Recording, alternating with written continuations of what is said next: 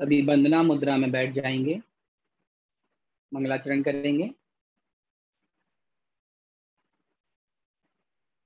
नमिदून बद्धमाणं परमपाणं जिनं तिस्तोत्थेन मोक्षामि रयणसारं सायारणयारधन्यं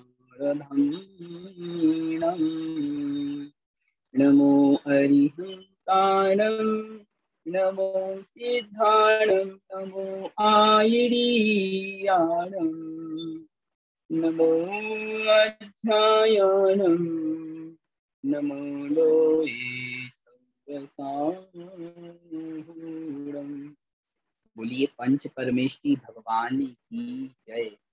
देवादिदेव ऋषभ देव भगवान की जय। आचार्य भगवान कुंद कुंद महाराज की जय। परम पूज्य आचार्य गुरुवर श्री विद्यासागर जी महाराज की जय।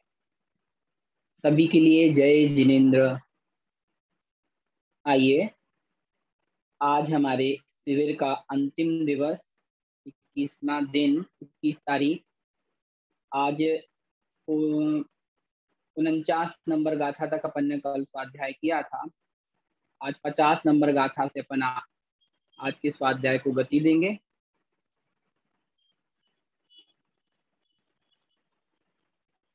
जिनके पास पुस्तक है वो अपनी पुस्तक सामने रखें, जिनके पास नहीं है उनके लिए मैं पुस्तक शेयर कर रहा हूँ।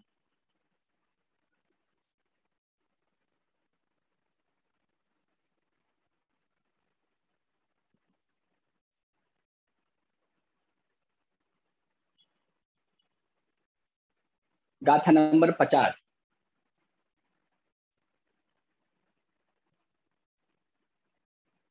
कल किसी ने प्रश्न पूछा था, भैया मिथ्या दृष्टि की पहचान कैसे करें। ये राजकुमारी जैन जी ने पूछा था कि मिथ्या दृष्टि की पहचान कैसे करना है। आपके प्रश्न का उत्तर इस गाथा में आपको मिल जाएगा। पिछली गाथाओं में भी यह बताया गया था। ये देखते हैं, पहले उच्चारण करेंगे, उसके बाद इसका अन्वयार्थ देखेंगे। एक एक पद देखना है। एक क, आधा का, पूरा का। एक क, खड़म खड़म, ण बी, चिंताई चिंतई। एक खड़म न विचिंतई। मोक्ष, अदा का और पूर्ण खा। मोक्ष निमित्तम निमित्तम। नि यप, आधा पा और पूर्ण पा। नि यप, आधे पा तक पढ़ना है और पा जो पूरा है उसका भी उच्चारण करना है। नि यप सहावम सहावम। मोक्ष निमित्तम नियप सहावम। पूरी पंक्ति देखें। एक क्षणम न विचिंतई। मोक्ष निमित्तम नियप सहावम। फिर से देखें। एक क्षणम न विचिंतई। मोक्ष निमित्तम नियप सहावम। ध्यान रखना है, यहाँ नियप आधे पा तक बोलना है और पा पूरा बोलना है। तो कैसे निकलेगा उच्चारण।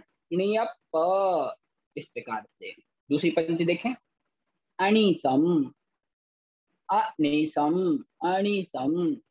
विचिंतई विचिंतई पावम। अनिसम विचिंतई पावम। बहुला बहुला लाभम।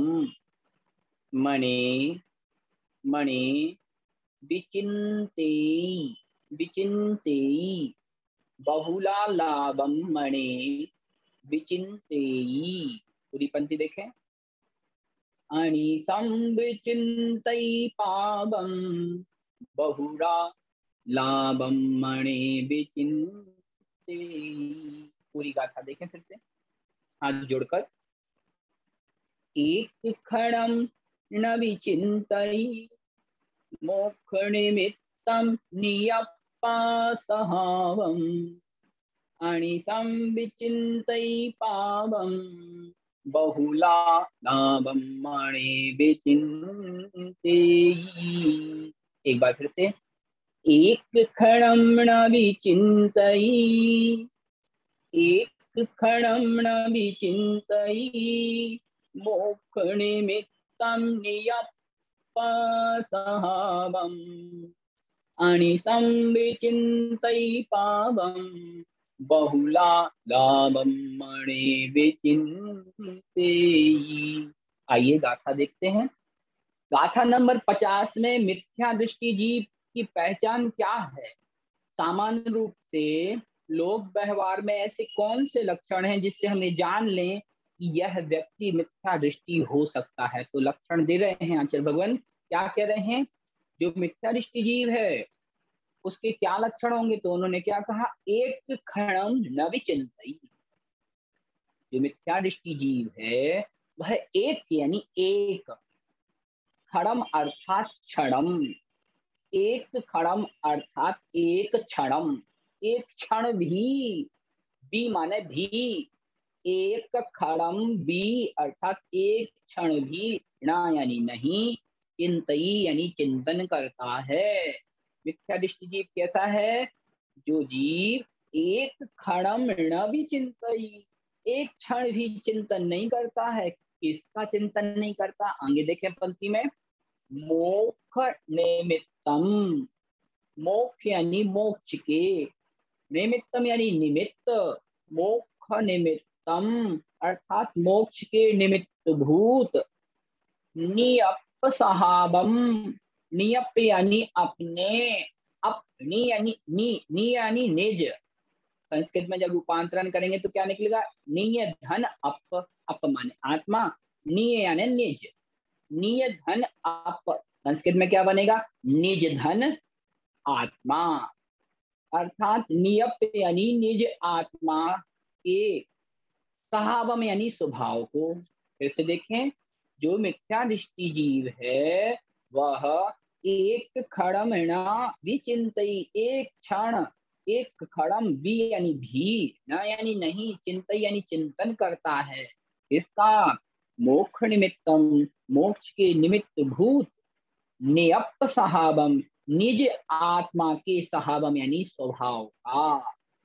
जो मिथ्या दृष्टि जीव है वो मोक्ष के निमित्त भूत, निज आत्मा के सहावम यानी स्वभाव का, एक क्षण न भी, एक क्षण को भी चिंतन न भी यानी नहीं करता है। दूसरी पंक्ति में देखें, और वो कैसा विचार करता है।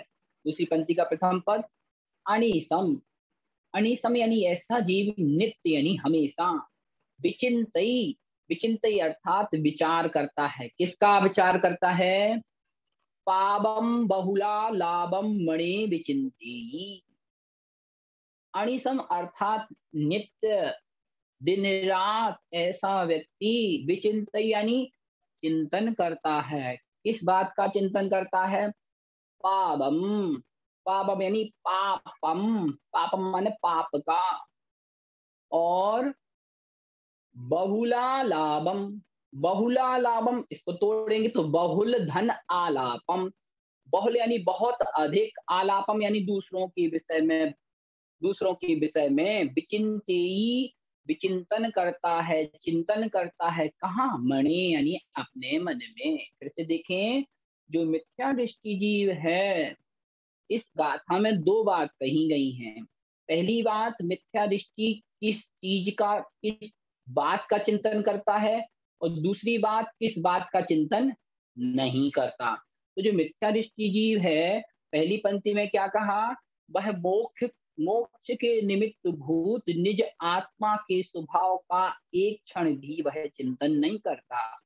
फिर किसका चिंतन करता है, अनिसम यानी हमेशा, नित्य, निशा मतलब होता है रात, और अनिसम यानी दिन रात, दिन रात वह विचिंत यानी चिंतन करता है। किसका, पापम, पाप क्रियाओं का।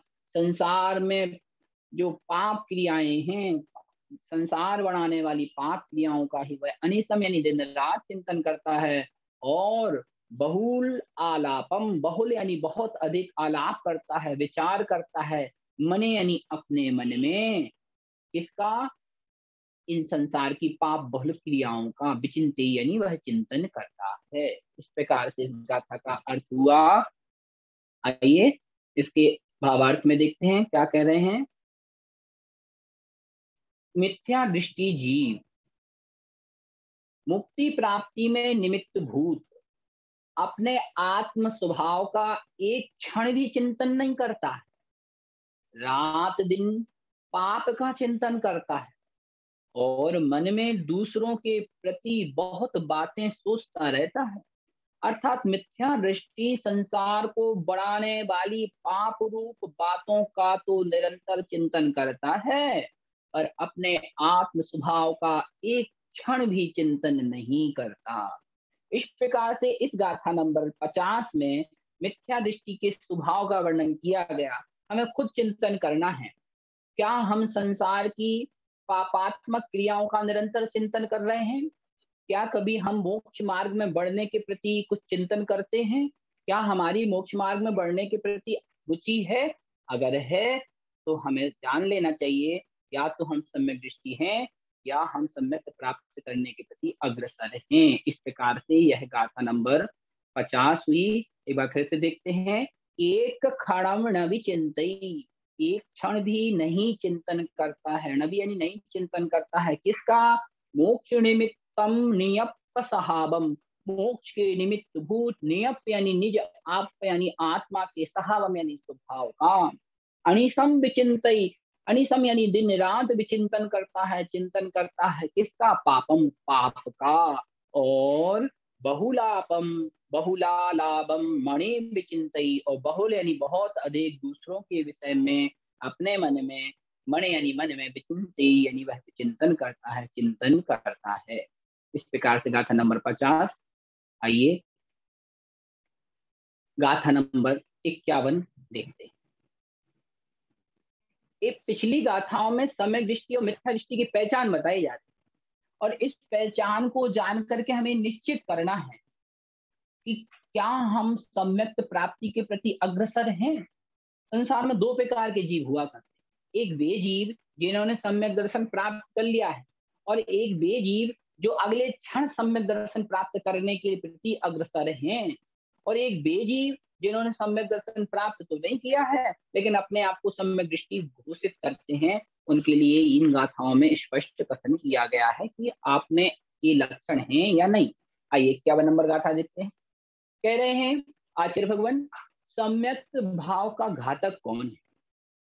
जीव के सम्यक यानी साम्य, साम्य मतलब समता भाव का घातक कौन है? सम्यक नहीं लगाना यहाँ पे, साम्य भाव, जीव के साम्य भाव का घातक क्या है? आइए गाथा में देखते हैं। पहले उच्चारण, मिच्छा मिच्छा मयी मयी, मिच्छा मयी, मये मये, मोहासव मोहासव, मिच्छामयी मये मोहासव, मत्तो मत्तो, बोलये बोलये, जहा जहा, भुल्लो भुल्लो।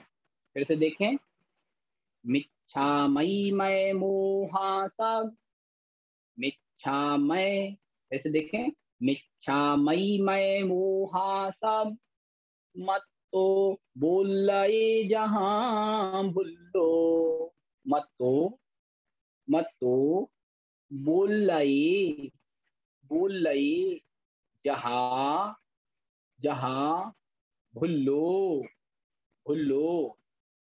पूरी पंक्ति देखें, मिच्छामयी मये मोहासव, मत्तो बोलये जहां भुल्लो। दूसरी पंक्ति देखें,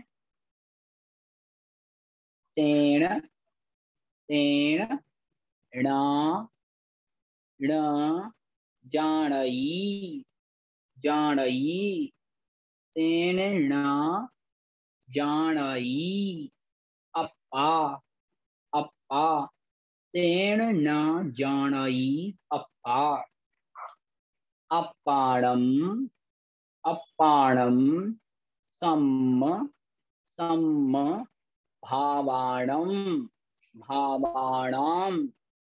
कैसे देखें, मिच्छामयी मैं मोहा सब मत तो भूलए जहाँ भूलो, तेन न जानई अप्पा अप्पाणम समभावाणम। आइए, जीव के साम्य भाव का घटक क्या है हम देखते हैं इस गाथा में।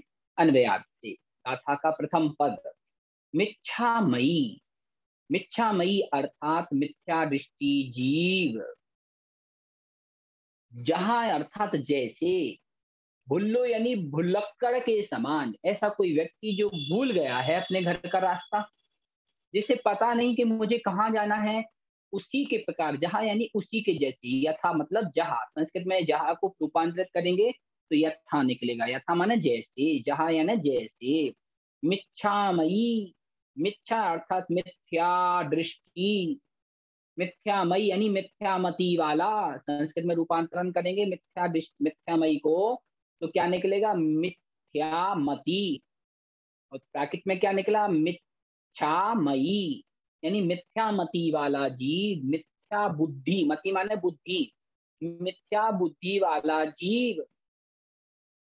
पंक्ति के प्रथम पंक्ति के अंत में देखें, जहां यानी जैसे, भुल्लो यानी भुड़क्कल, अपना पथ भटका हुआ व्यक्ति के समान। जहां यानी जैसे, भुलक्कड़ के समान या भुलक्कड़ के समान।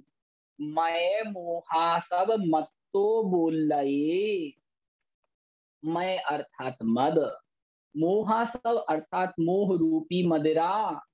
मैं मत तो यानी मस्त हो करके, बोल रहे बोलता है, व्यर्थ में बोलता है। फिर से देखें, मिच्छामयी मिथ्यामति जीव, मिथ्या दृष्टि जीव, जहां भुल्लो, भुल्लो यानी भुलक्कड़ के, जहां यानी समान, भुलक्कड़ के जहां यानी जैसे। फिर से देखें, मिच्छामयी मिथ्यामति जीव, भुल्लो जहां अर्थात भुलक्कड़ के जहां यानी जैसे।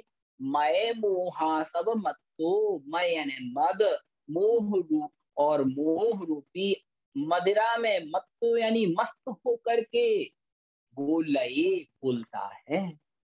कैसा बोलता है, व्यर्थ बोलता है, जिसका कोई सेंस नहीं है, यदवा तदवा अपने मन की बातों को बोलता है। तेन न जानई अप्पा, तेन इसीलिए, न यानी नहीं, जान यानी जानता है, अप्पा यानी अपनी आत्मा को, इसलिए वह अपनी आत्मा को नहीं जानता है, क्योंकि यदवा तदवा बोल रहा है मिथ्यात्व के कारण। और फिर क्या कहा अंतिम पंक्ति में, अप्पाणम समभावाणम, और अप्पाणम यानी आत्मा के, सम यानी साम्य, भावाणम यानी भावों को भी वह न जाने, नहीं जानता। फिर से देखें, मिथ्या दृष्टि जीव कैसा होता है, वह किस प्रकार से अपने साम्य भावों को नहीं जानता है, उसका विघातक है। तो गाथा में कह रहे हैं, मिथ्यामयी, जो मिथ्या दृष्टि जीव है, भुल्लो जहां, भुलक्कड़ जीव के जहां यानी समान। मय मोहा सब मत्तो, मद और मोह रूपी मदिरा के प्रभाव में मत्तो यानी मस्त होकर के बोल रही, व्यर्थ में बोलता है। तेन यानी इसीलिए, ऐसा वह मिथ्यामति जीव, अप्पा अप्पाड़म, अप्पा यानी अपनी आत्मा को, और अप्पाड़म और आत्मा के समभावाणम, साम्य भावों को न जानई, नहीं जानता है। ध्यान रखना, इस गाथा में आचार्य भगवान स्पष्ट कह रहे हैं कि मिथ्यात्व के प्रभाव में जीव अपनी पे अड़ जाता है। वह शास्त्रों की भाषा पे, शास्त्रों के वचनों पे विचार नहीं करता। जैसे आपने देखा होगा, जिसके कई कई लोग संसार में ऐसे होते हैं, जिनके मुंह से जो तथ्य जो बात निकल गई, वह उस पे ही अड़ जाते हैं। भले वह तथ्य वह बात असत्य हो, आगम के आधार पे नहीं हो, लेकिन मिथ्यात्व का प्रभाव ऐसा है कि वह मिथ्यात्व कहता है कि अब जो बात मुंह से निकल गई उस पे ही मुझे उसको सत्य करना है, उसके लिए वो तर्क वितर्क युक्तियां प्रमाण प्रस्तुत करने लगता है। क्यों? ये तो मिथ्यात्व रूपी मदरा और अहंकार का प्रभाव है कि वह व्यक्ति इस प्रकार से व्यर्थ में मस्त होकर बोलने लगता है। इसलिए कहा, इसलिए तेन यानी इसलिए ऐसा जीव अप्पा अप्पाणम अपनी अप्पा यानी आत्मा को और अप्पाणम यानी अपनी आत्मा के साम्य भावाणम साम्य भावों को न जाने नहीं जानता है। इस प्रकार से इस गाथा का अर्थ जानना चाहिए। आइए इसका भावार्थ देखते हैं। अर्थ, मिथ्या दृष्टि जीव भुलक्कड़ अथवा पागल की तरह व्यर्थ बोलता है। ध्यान रखना, मिथ्या दृष्टि का लक्षण पिछली गाथाओं में बताया है। अगर आपको व्यर्थ के क्लेश से बचना है तो लक्षणों को देख के जान लेना कि ये जीव मिथ्या दृष्टि है और मिथ्या दृष्टि है। और अगर वह अपने तत्व की प्ररूप ना कर रहा है, सुधीर जी कह रहे हैं आपका फेस नहीं दिख रहा। भैया लाइट चली गई है इसलिए फेस नहीं दिख रहा, लाइट आएगी तभी दिखेगा। तो बरसात हो रही है इस कारण से। तो क्या कह रहे हैं, मिथ्या दृष्टि जो जीव है वह भुलक्कड़ की तरह पागल की तरह व्यर्थ बोलता है, बकवास करता है। इसलिए वह अपनी आत्मा और आत्मा के साममय अमूल्य भावों को नहीं जानता। तात्पर्य यह है कि मिथ्या दृष्टि सत्य को सत्य और असत्य को भी सत्य मानता है। देखो कितनी बड़ी बात कह दी इस कथा के भावार्थ में। जो मिथ्या दृष्टि जीव है वह सत्य को सत्य और असत्य को भी सत्य, आगे क्या कह रहे हैं, सत्य को असत्य कहता हुआ व्यर्थ विलाप करता है।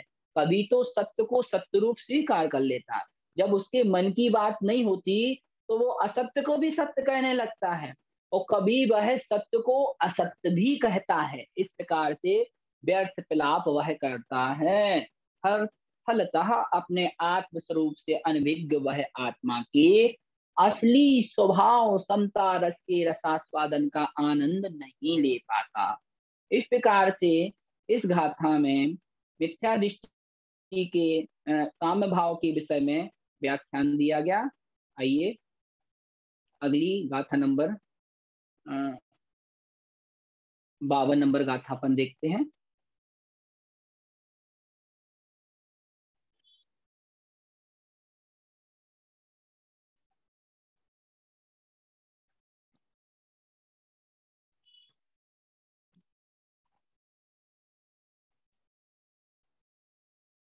गाथा नंबर 52। आइए पहले गाथा का अपन उच्चारण करेंगे, उसके बाद उसका अर्थ देखते हैं। गाथा आपकी मोबाइल स्क्रीन पर। अब कह रहे हैं उपसम भाव के क्या कार्य हैं। जो जीव के उपसम भाव, उपसम माने सात कर्म प्रकृतियों के उपसम यानी दब जाने से जो औपसमिक सम्यक प्राप्त होता है। ध्यान रखना, सम्यक दर्शन तीन प्रकार का, सम्यक तीन प्रकार का। पहला औपशमिक सम्यक, दूसरा छायोपशमिक सम्यक, तो तीसरा छायक सम्यक। जब अनादि मिथ्या दृष्टि जीव, फिर से सुने, जब अनादि मिथ्या दृष्टि जीव प्रथम बार सम्यक दर्शन उपसम सम्यक दर्शन प्राप्त करता है तो उसे प्रथमोपसम सम्यक दर्शन कहते हैं। तो पहली बार प्राप्त किया उसने और उपसम सम्यक दर्शन प्राप्त किया। क्यों? उपसम सम्यक दर्शन में क्या होगा, सात कर्म प्रकृतियां जो जीव की हैं वह उपसम यानी दब जाती हैं और उस समय जो सम्यक दर्शन प्राप्त होता है उसे ऑफ सम्यक दर्शन। दूसरा नंबर, सात कर्म वृत्तियां जो क्षय को प्राप्त हो जाने और तब जो सम्यक दर्शन प्राप्त होगा तो वह छायक सम्यक दर्शन कहलाता है। और तीसरे नंबर पे छायोप सम्यक सम्यक दर्शन किसे कहते हैं, जिसमें सात कर्म वृत्तियां कौन सी हैं, मिथ्यात्व, सम्यक मिथ्यात्व और सम्यक। ध्यान रखना, मिथ्यात्व प्रकृति के दो टुकड़े हुए। तो मिथ्यात्व के दो टुकड़े हुए तो पहला टुकड़ा क्या बना, मिथ्यात्व के बाद सम्यक्त और सम्यक मिथ्यात्व, दो भागों में मिथ्यात्व को बांटा। तो मिथ्यात्व का पहले नंबर पे मिथ्यात्व, दूसरे नंबर पे सम्यक मिथ्यात्व, और तीसरा टुकड़ा उसका कौन सा हो गया? सम्यक प्रकृति। तो जो सम्यक प्रकृति है वह भी मिथ्यात्व का ही एक टुकड़ा है। और उसके बाद अनंतानुबंधी क्रोध, मान, माया, लोभ। तो जो सम्यक प्रकृति, जो तीसरे नंबर पे सम्यक प्रकृति का कथन किया है, उस सम्यक प्रकृति के उदय में जो सम्यक दर्शन हमें प्राप्त होता है उसे छायो क्षमिक सम्यक दर्शन कहते हैं।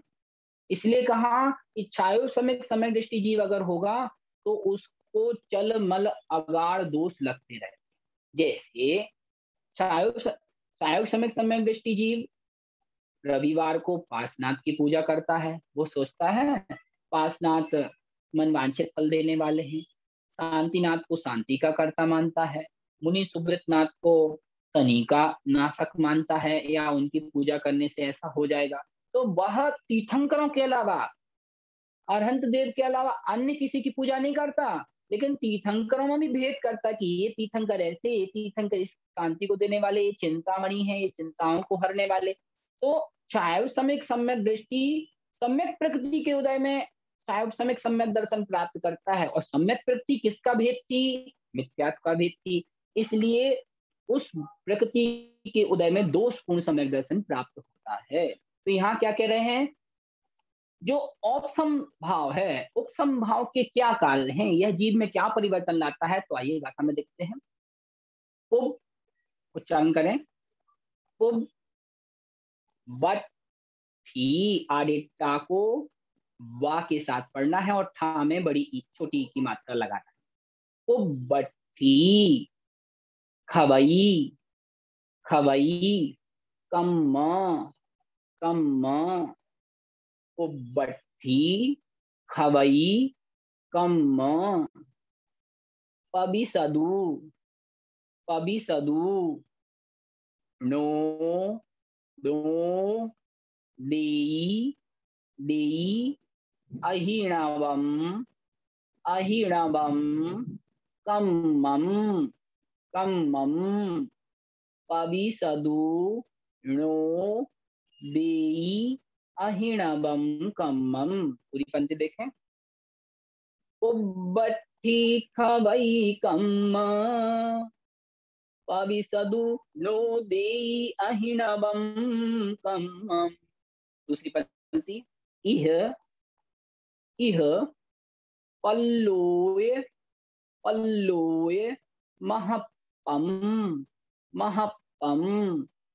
इह, इह पल्लोय महपम, देई, देई तहा उपसमो, उपसमो भावो, देई तहा उपसमो भावो। पूरी गाथा देखेंगे। उब्बट्ठी खवई कम्म, पविसदु नो देई अहिणवम कम्मम। इह पल्लोय महपम, देई तहा उपसमो भावो। एक बार फिर से देखें। उब्बट्ठी खवई कम्म, पविसदु नो देई अहिणवम कम्मम। इह पल्लोय महपम, देई तहा उपसमो भावो। आइए, जो उपसम भाव हैं, जीव के उपसम औपसमिक भाव हैं, उपसम भाव हैं, वह क्या कार्य करते हैं, यह इस गाथा में बता रहे हैं। भव्य जीवों का ये अध्याय में ले लेना, गाथा में नहीं लिखा है, लेकिन अपन को प्रसंग से लेना। यहाँ भव्य जीव यहाँ ग्रहण करना। भव्य जीवों का उपसमो भावो। यहाँ अब आप कहेंगे भैया भव्य जीव क्यों लिया? ध्यान रखना, 7 कर्म प्रवृत्तियों का क्षय, क्षयोपसम और उपसम केवल भव्य जीवों की ही होता है। मिथ्या दृष्टि जीव कभी सम्यक दर्शन, सॉरी क्षमा करें, मिथ्या दृष्टि नहीं, अभव्य जीव कभी सम्यक दर्शन प्राप्त करता नहीं। इसलिए यहाँ अभव्य नहीं करता, इसलिए अभव्य को नहीं लिया, सीधे डायरेक्ट भव्य जीवों का ग्रहण किया। भव्य जीवों का गाथा की अंतिम पद पे जाएं। उपसमो भावो, भव्य जीवों का उपसमो भावो। पल्लोय और पल्लोय दोनों पाठ है, दोनों उचित हैं, दोनों को हमें उच्चारण करना है। ठीक है। भव्य जीवों का उपसमो भावो, उपसंभाव। अब पहली पंक्ति के पहले पद पे पहुंच जाए। उब्बट्ठी खवई का, उब्बट्ठी कम्मम।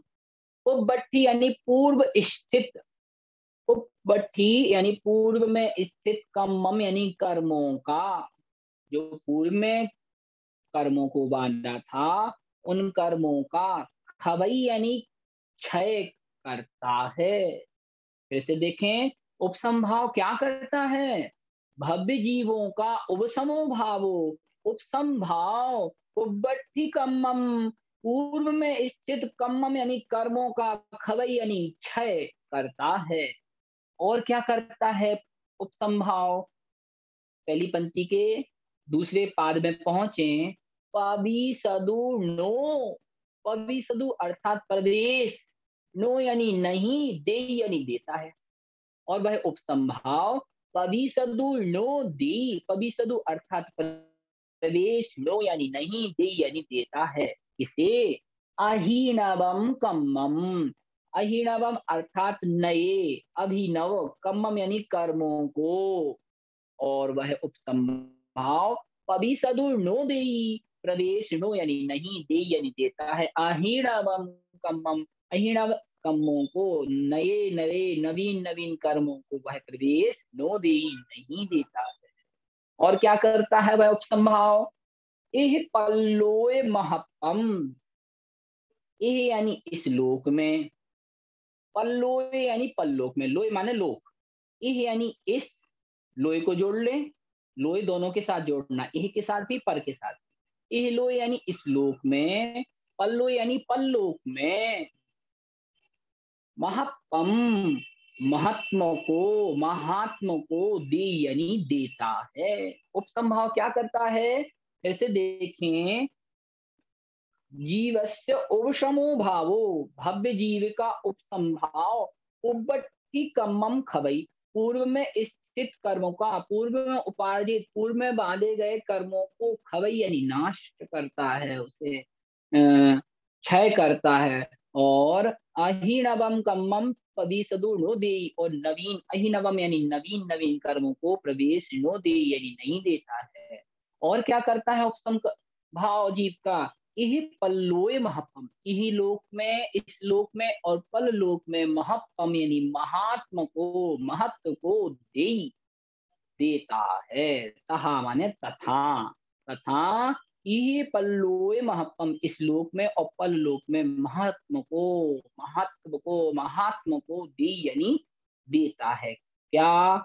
जीव का उपसंभाव। इस प्रकार से इस गाथा में जीव के उपसंभाव के कार्य का बखान किया गया कि उपसम भाव के कारण पूर्व में अवस्थित जो कर्म है वे क्षय को प्राप्त होते हैं, और नवीन कर्म का संवर हो जाता है, नए कर्म नहीं आते हैं, उनका प्रवेश रुक जाता है, और इस लोक और परलोक में भी वह महत्व को देने वाला है। इस प्रकार से गाथा नंबर 52 का अर्थ अपन ने समझा। आइए गाथा नंबर 53 अपन देखते हैं।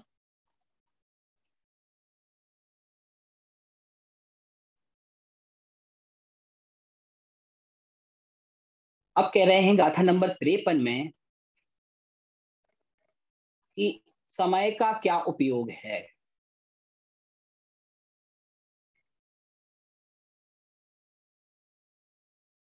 समय का उपयोग, आइए इस गाथा में देखते हैं। गाथा नंबर 53 में पहले उच्चारण करेंगे, फिर इसके भावार्थ को देखते हैं।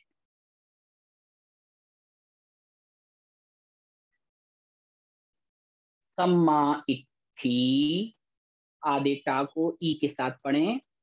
सम्मा इत्थी कालम, कालम बुल्लई, बुल्लई, सम्मा इत्थी कालम बुल्लई, बेरग राण भावेन विरग्णाण भावेन सम्मा इत्थि कालम बोलै विरग्णाण भावेन। दूसरी पंक्ति, मिच्छा मिच्छा इत्थि। 52 नंबर फिर से, हाँ मैं अभी इस गाथा के बाद 52 का फिर से रिवीजन करेंगे। मिच्छा इत्थि वांछा वांछा, मिच्छा इत्थि वांछा दुर्भावा दुर्भावा लस् लस् कलहेहिम कलहेहिम। आइए पूरी गाथा फिर से देखते हैं। सम्मा इत्थि कालम बोलै विरग्णाण भावेन मिच्छा इत्थि वांछा दुर्भावालस्य कलहेहिम। ऐसे देखें, सम्मा इत्थि कालम बोलै विरग्णाण भावेन मिच्छा इत्थि वांछा दुर्भावालस्य कलहेहिम। आइए एक एक शब्द का पद का अर्थ देखते हैं। पहला पद सम्मा इत्थि, जो सम्या इत्थि यानी सम्यक दृष्टि है, जो सम्यक दृष्टि है वह कालम यानी अपने समय का, सम्यक दृष्टि का जो कालम यानी काल है, वह समय जो है वह वैराग्याण भावेन, वैराग्य यानी वैराग्य, वैराग्य अर्थात वैराग्य, राण मतलब ज्ञान, भावेन यानी भाव से। फिर से देखें, सम्मा इत्थि कालम, सम्मा इत्थि यानी सम्यक दृष्टि का, कालम यानी काल यानी समय, वैराग्य ज्ञान भावेन, वैराग्य और ज्ञान भाव से बोलई यानी बीतता है। पूरी पंक्ति फिर से देखें, सम्यक दृष्टि और मिथ्या दृष्टि का समय का उपयोग कैसा होता है, अपने अपने ऊपर लगा लें। आप और हम अपने प्रतिदिन की दिनचर्या में अपने समय को कैसे व्यतीत करते हैं, इस गाथा के अनुसार हमें अपने ऊपर लगाना है। सम्मा इत्थि कालम, जो सम्यक दृष्टि है उसका जो काल है, समय है, वह वैराग्याण भावेन, वैराग्य अर्थात वैराग्य, राण यानी ज्ञान, भावेन यानी भाव से बोलई अर्थात बीतता है। और जो मिथ्या दृष्टि है उसका कैसा रहता है, आइए देखते हैं। मिच्छा इत्थि, काल को ऊपर की पद से ले लें, ऊपर की पंक्ति में जो दूसरे नंबर पे काल लिखा है उसे मिथ्या इत्थि के साथ लगा लेना है। मिथ्या इत्थि जो मिथ्या दृष्टि का कालम यानी काल है, समय है, वह कैसे व्यतीत होता है, बोले अर्थात व्यतीत होता है वांछा, तो नवीन नवीन वस्तुओं की वांछा रखता, कभी सोचता है मेरी अच्छी नौकरी लग जाए, कभी सोचता मेरा अच्छा विवाह हो जाए, कभी सोचता मैं समाज में अच्छा पद प्राप्त कर जाऊं, कभी चुनाव लड़ता है तो सोचता है कि मैं चुनाव जीत जाऊं। ऐसे एक एक वांछा पूर्ति होती जाती है उसकी, और नवीन नवीन उसकी वांछाएं उत्पन्न होती जाती हैं। तो जो मिथ्या इत्थि कालम, मिथ्या दृष्टि का काल मतलब समय है, वह वांछाओं में, दुर्भावा दुर्भावनाओं में, दूसरे के विषय में वह हमेशा दुर्भाव रखता है, अशुभ भाव रखता है, दूसरे का बुरा सोचता है, अपना भला सोचता है। और क्या कह रहे हैं, भावा में बड़ा बा है, उसको जब संधि विच्छेद करेंगे तो उसमें से दुर्भाव धन आ निकलेगा, तो आ को लस्य के साथ जोड़ देंगे तो अलस्य निकलेगा, अलस्य माने आलस्य। फिर से देखें, मिथ्या इच्छी, मिथ्या दृष्टि का काल वांछाओं में, दुर्भावा दुर्भावनाओं में, आलस्य यानी आलस्य में, दिन रात वह सोता रहता है, किसी मंदिर के या धार्मिक कार्य करने के प्रति उसकी रुचि नहीं रहती। और कलहेहिम, प्राकृत भाषा में तृतीया विभक्ति बहुवचन में ही कलहेहिम रूप बनेगा, और कलह में दूसरों से लड़ने में, झगड़े करने में ही उसका काल बीतता है। ध्यान रखना, इस 2021 के पर्यूषण पर्व आने वाले, और पर्यूषण पर्व में कई लोग ऐसे भी आते हैं जो कभी मंदिर नहीं आते, और उन्हें धर्म कर्म करने से कोई महत्व नहीं रहता, उसका कोई चाव नहीं रहता। आपने देखा होगा कई कई जगह तो दशलाक्षण में बड़ी बड़ी झगड़े, बड़ी बड़ी लड़ाई झगड़े होने लगते हैं। क्यों? क्यों? क्योंकि मिथ्या दृष्टि का स्वभाव है, वह वांछाओं में, दुर्भावनाओं में, आलस्य यानी आलस्य में, पूजा कार्य में आलस्य में। ध्यान रखना, कई लोग ऐसे रहते हैं जो पूजा नहीं करते दशलाक्षण में, आएंगे तो मंदिर, पूजा नहीं करेंगे, मंदिर के बाहर कुर्सी डाल के बैठ जाएंगे, रसीद कट्टा लेके। क्यों? उनको पूजा में तो आलस आता है, लेकिन अन्य कार्य में उन्हें बड़ी रुचि लगती है। उन्हें धर्म सभा में बैठने में आलस आता है, लेकिन मंदिर के दरवाजे में चेयर डाल के, कुर्सी डाल के बैठने में, गप करने में उन्हें आलस नहीं आता। क्यों? क्योंकि उनका स्वभाव मिथ्या दृष्टि का स्वभाव है। इस प्रकार से लगाना, फिर से देखेंगे अर्थात को, क्षमा इत्थि कालम, जो सम्यक दृष्टि का काल है, समय है, जीवन का क्षण है, वह बेरगणाण भावेन बोलई, वैराग्य अर्थात वैराग्य, राण यानी ज्ञान, भावेन यानी भाव से, बुल यानी बीतता है। किंतु मिथ्या इत्थि कालम, जो मिथ्या दृष्टि जीव है उसका काल किसमें बीतता है?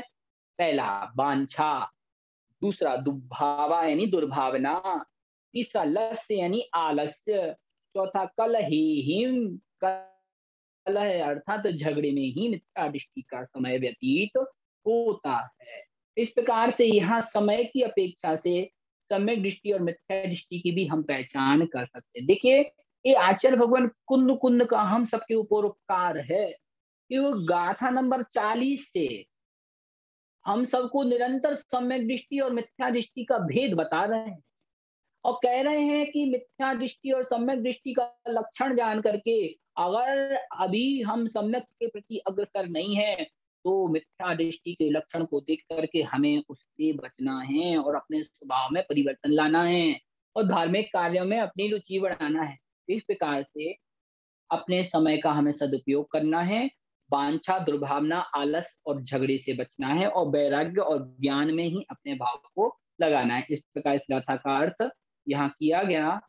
आइए भावार्थ आप पढ़ लेंगे, अगली गाथा अपन देखते हैं। अभी अपन ने गाथा नंबर 53 पढ़ी है, गाथा नंबर 54 क्या कह रहे हैं इस गाथा में? आपके मोबाइल पे देखिए, आप कह रहे हैं भरत क्षेत्र में अवसर्पणी काल। ये तो आपको सबको पता है कि वर्तमान में हुंडा अवसर्पणी काल चल रहा है। काल के भी दो भेद हैं, पहला भेद उत्सर्पणी, दूसरा अवसर्पणी। आचार्यों ने कथन किया है, कई अवसर्पणी काल बीतने के बाद एक हुंडा अवसर्पणी काल आता है, जिसमें कुछ अनहोनी घटनाएं भी होती हैं। आइए इस गाथा में क्या कह रहे हैं अपन देखते हैं।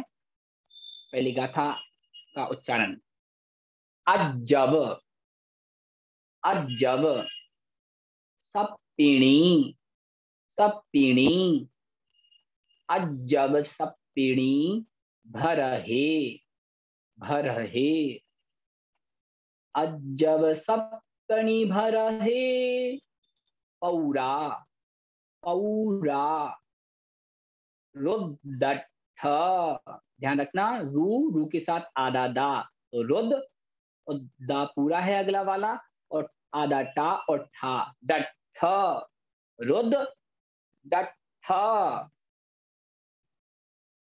जी ठीक है भैया, रुद डठ, झाड़या, झाड़या, डिठा, डिठा। अभी संदेश आया है कि किसी कारण से आज न्यायदीपिका की कक्षा नहीं होगी, इसलिए अपन आज का विषय पूरा करेंगे, है ना। आइए फिर से देखें, पौरा, रुद्दठ, रुद्दठ, झाड़या, झाड़या, डिठा, डिठा। ठा, आधे ठा को दी के साथ पढ़ें और पूर्ण ठा, बड़े ठा को अलग पढ़ना है। तो क्या बनेगा पद? डिट ठा, डिट ठा, पौरा रुडट झाणया डिठा। दूसरी पंक्ति देखें, रट ठा, टा आधा है और ठा पूरा है, तो आधे टा को णा के साथ पढ़ें और ठा को बाद में पढ़ें। नट ठा। ऐसे ही दूसरा पद है, डुट ठा, डुट ठा, कट ठा, कट ठा, आधे टा को और पूरे ठा को, कट ठा। कैसे देखें, रट ठा, डुट ठा, कट ठा। अगला पद, पापिट ठा, पापिट ठा। कैसे देखें, नठा, दुठा, कठा, पापिठा, किन्ना, किन्ना, नील, नील, काओदा, काओदा, किन्ना, नील, काओदा। पूरी पंक्ति फिर से देखें, नठा, दुठा, कठा, पापिठा, किन्न, नील, काओदा। पूरी गाथा फिर से देखें, अजब सपिनी भरही, पौरा रुडठ झाणया डिठा, नठा, दुठा, कठा, पापिठा, किन्न, नील, काओदा। फिर से देखें पूरी गाथा, अजब सपिनी भरही, पौरा रुडठ झाणया डिठा, नठा, दुठा, कठा, पापिठा, किन्न, नील, काओदा। आइए, बहुत ही सुंदर गाथा। इसका अपन एक एक पदकार देखते हैं। पहले पद से, अजब बहुत सरल है, पद से ही आपको हिंदी निकल आएगी। अजब यानी आज, अजब सर्पणी, सर्पणी यानी अपसर्पणी, अजब सर्पणी यानी आज, कुंडाव सर्पणी या अवसर्पणी काल में, भरहे अर्थात इस भरत क्षेत्र में, भरत में, रुद्ध, पद को जब अलग अलग करेंगे तो रुद्ध धन अट, तो रुद्ध से निकलेगा रौद्र, अट से निकलेगा आर्त, और झायड़ा मतलब ध्यान, रुद्ध झायड़ा यानी रौद्र ध्यान, अठ झायड़ा यानी आर्त ध्यान, रुद्धट झाणया अर्थात रौद्र, और आर्त झाणया माने ध्यान से या ध्यान। फिर से देखें, अजब सर्पणी भरही, अजब यानी आज, अच्छपणी अर्थात अवसर्पणी, भरही यानी भरत क्षेत्र में, आज अवसर्पणी काल में, अजब सर्पणी आज अवसर्पणी वर्तमान हुंडा अवसर्पणी काल में, भरे यानी इस भरत क्षेत्र में, रुडठ झाणया रौद्र और आर्त झाणया यानी ध्यान युक्त जो जीव हैं, वह नठा, नष्ट, दुठा, दुष्ट, कट्ठा, कष्ट, पापिठा और पापी, पापिष्ट। फिर देखें अगला पद, किन्न, किन्न माने कृष्ण, तीन लेस्याओं के विषय में यहाँ कहा है, जो तीन अशुभ लेस्याएं हैं। किन्न अर्थात कीर्ण, कृष्ण, नील यानी नील, कापोत अर्थात कापोत, लेस्या वाले, पौरा यानी बहुत अधिक, यानी देखे जा रही हैं। यह वर्तमान अवसर्पणी काल का दोष है। ध्यान रखना, 6 लेस्याएं होती हैं। लेस्याएं अर्थात जीव के मनोदशा को बताने वाले भाव। कौन कौन सी 6 लेस्याएं होती हैं? 3 शुभ लेस्याएं और 3 अशुभ लेस्याएं। 3 अशुभ लेस्याएं कौन सी हैं? कृष्ण लेस्या, नील लेस्या और कापोत लेस्या। और 3 शुभ लेस्याएं कौन सी हैं? पीत लेस्या, पद्म लेस्या और शुक्ल लेस्या। तो 3 शुभ लेस्या और 3 अशुभ लेस्या। तो इस गाथा में नंबर 54 में आचार्य श्री बता रहे हैं कि वर्तमान में इस हुंडा और अवसर्पणी काल में संसार में जो जीव दिखाई दे रहे हैं वे कृष्ण, नील और कापोत लेस्या वाले जीव दिखाई दे रहे हैं। फिर से देखें गाथा को। अजब सप्तनी भरहे, अजब यानी आज, सप्तनी भरे, अजब सप्तनी अर्थात आज अवसर्पणी काल में, भरे अर्थात इस भरत क्षेत्र में, आज हुंडा अवसर्पणी काल में, भरे यानी इस भरत क्षेत्र में, पौरा यानी बहुत अधिक मात्रा में, संसार में जहां देखो वहीं पर रुद्रट, रौद्र और अट अर्थात आर्त, झाड़िया यानी ध्यान वाले जीव, दिट्ठा यानी दिखाई दे रही हैं। और वे जीव कैसे हैं?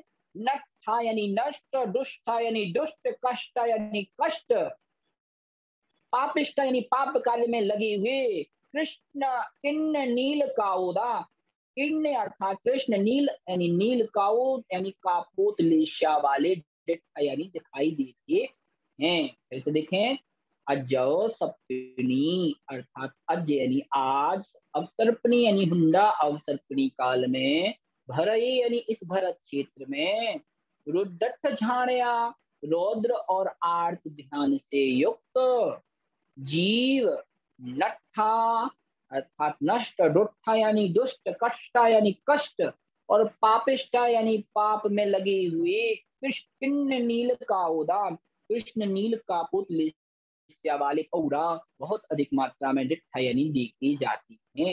यह वर्तमान हुंडा और सर्पनी काल की बलहारी है कि संसार में हम जहां भी दृष्टि डालते हैं सब जगह रौद्र ध्यान वाले जीव और आर्त ध्यान वाले जीव हमें दिखाई दे रहे हैं।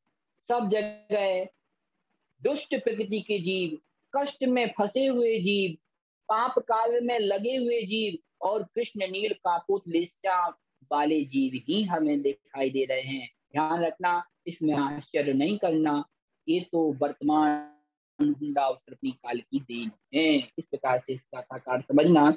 आइए इसका अपन भावार्थ भी देखते हैं। विशेष है इसका भावार्थ, क्या कह रहे हैं देखते हैं। अर्थ, आज भरत क्षेत्र में अवसर्पणी काल में आर्त रौद्र ध्यान युक्त नष्ट दुष्ट पापी तथा कृष्ण नील कापोत लेस्या वाले जीव अधिक मात्रा में देखे जाते हैं। वर्तमान में भरत क्षेत्र में हुंडावसर्पणी काल चल रहा और यह काल असंख्यात कल्प काल बीतने के बाद आता है। आज चारों ओर प्रायः लोग आर्त रौद्र ध्यान से दुखी संक्लेशित हैं। धन जन और क्या है, धन जन तेज आदि से हीन होने से नष्ट हैं। ध्यान रखना है, यहाँ ऊपर एक पद आया था नट्ठा, नट्ठ यानी नष्ट। तो आज जो वर्तमान में जितने भी जीव दिख रहे हैं, ना तो उनके पास धन है ना ही तेज है, वह धन जन और तेज से हीन है, इसलिए वह नष्ट है। दया करुणा अनुकंपा नहीं होने से दुष्ट अर्थात निर्दयी हो गए हैं। दया भाव नहीं है, दूसरे जीवों के प्रति करुणा भाव नहीं है, अनुकंपा भाव नहीं है, इसलिए दुष्ट है, निर्दयी हो गए हैं। और क्या कह रहे हैं, पाप भीरुता अर्थात पाप से भय नहीं होने से मानव मन से पाप भीरुता यानी पाप के प्रति भय मानव मन से निकल चुका है। पाप भीरुत मानव मन से निकल चुकी है, अतः पापी हैं। तथा कृष्ण आदि 3 अशुभ लिस्याओं से युक्त दिखाई दे रहे हैं। यह सब हुंडा और सर्पणी काल का ही प्रभाव है, क्योंकि इस काल में अनहोनी घटनाएं होती हैं। स्पष्ट है। आइए आर्त ध्यान के विषय में और रौद्र ध्यान के विषय में कह रहे हैं। कि आर्त ध्यान क्या कहलाता है। हालांकि आप सब तत्वार सूत्र पढ़े हैं, आपको पता है, फिर भी देखते हैं। आर्त ध्यान और उसके भेद। दुख या पीड़ा रूप ध्यान, दुख या पीड़ा रूप चिंतन करना आर्त ध्यान कहलाता है। जैसे किसी को कोरोना हो गया, अब कोरोना हो गया, अब इसी में दुखी है, अब मेरा क्या होगा, मेरे परिवार का क्या होगा। इस प्रकार का जो दुख और पीड़ा रूप चिंतन व्यक्ति निरंतर करता रहता है, इसे, ऐसे चिंतन को, ऐसे ध्यान को आर्त ध्यान कहते हैं। और इस आर्त ध्यान के भी 4 प्रकार के भेद हैं, जो कि तत्वार सूत्र में स्पष्ट है। फिर से देखते हैं अपन इसको। पहला आर्त ध्यान कौन सा है? इष्ट वियोगज। मान लीजिए किसी को कोरोना हो गया, अब उसको मन में चिंता चल रही, टेंशन चल रही, अरे मुझे कुछ हो गया तो मेरे परिवार का क्या होगा।